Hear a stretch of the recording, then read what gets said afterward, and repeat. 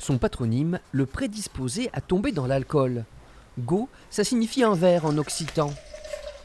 Or, Jean-Pierre Gault n'a pas son pareil pour dessiner des verres comme des tonneaux. Ce sont des procédés traditionnels. Je commence à faire un fond à la gouache.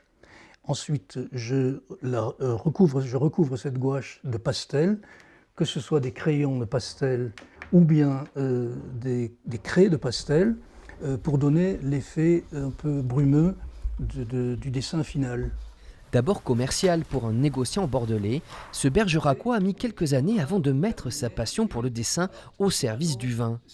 Dans un style volontiers rétro, ses silhouettes allongées, ses grands chapeaux évoquent l'art de vivre de la Belle Époque ou des années 20. J'aime beaucoup ce qu'on appelle l'âge d'or de l'affiche française, qui va de 1860, avec, on peut dire, Jules Chéret, le père de l'affiche française, jusqu'en 1960, avec Savignac. C'est donc les époques Art Nouveau et Art Déco. Le vin, ça peut faire voyager. Cette esthétique a séduit à travers le monde.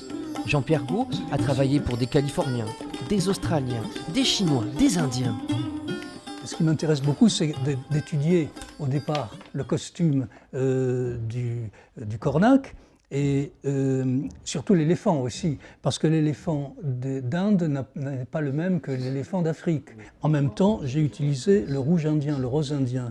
Alors j'essaie comme ça de me fondre, si on peut dire, dans l'art local.